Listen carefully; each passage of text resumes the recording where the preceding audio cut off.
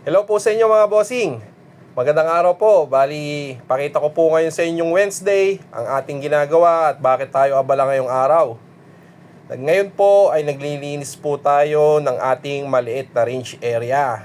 Dahil mga bossing ay kung maalala nyo, may sinalang po ako nung nakaraang September po ng ating mga naipon na itlog.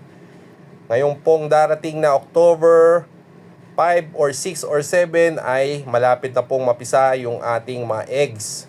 Kaya ngayon po, yung mga naka-range po natin dito, mga nakalagay ng mga pullets ay ginamit ko muna or nilagay ko sa ibang lalagyan mga bossing para malinis po natin tong gagamitin natin sa ating parating na mga sisiw at para po ma-disinfect po natin lahat ito. Tuturo ko rin po sa inyo mga bossing kung paano po natin ginagawa at paano pamamaraan po ang paggawa natin sa pagdidisinfect po ng ating mga ginamit na mga facilities mga bossing. Like ito pong range area po natin. Bali, makita nyo po ako, walis-walis lang, matatapos na rin po to. Tapos, pakita ko po sa inyo ang susunod natin gagawin mga bossing. Ayan, ito, nalinis na po natin mga boss. Medyo natanggal na po natin yung mga pupsi-pupsi po nila, yung mga tinaay po nila, yung mga dahon-dahon, yung mga ibang mga kalat-kalat ng mga dahon ng mulberry or ng rambutan ay inalis na po natin. Tapos ngayon, ang gagawin po natin ay magdi-disinfect po tayo dyan mga bossing. Bali, 3 days po ako nagdi-disinfect mga bossing.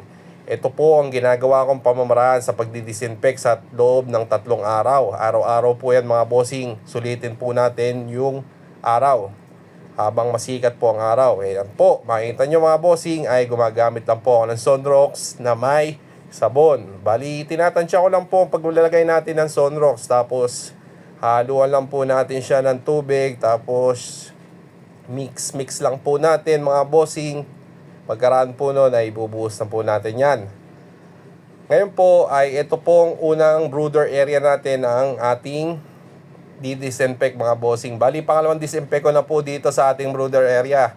Ito po yung ginagawa ang brooder area. Malapit po sa ating range para kaduktong po yung range. Meron po silang bahay at silungan pag napakawalan po natin sila sa ating ranging area mga bossing. Bali, ganyan lang po, buhos-buhos lang mga bossing. Tapos lipat naman po tayo dito mga bossing sa loob ng ating range area.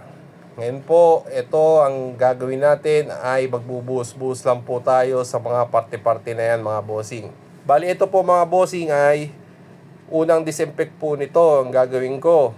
Tapos sa susunod na araw, kinabukasan po, mag-disinfect po ulit ako para matiyak po natin yung malinis at walang mikrobyo or anumang germs na kumapit dito. Kasi nga po ay ginamit po natin to mga bossing. Bali, ganyan lang po ang pamamaraan natin sa loob ng 3 araw mga bossing. Bali, disinfect lang po, buhos-buhos lang po tayo na may Sunrocks, na may sabon. Tapos, first day, second day, third day, gagawin lang po natin tong paulit-ulit. Kaya, ganun lang po ang ating ginagawa mga bossing. Maraming salamat po sa inyo. God bless po. Thank you.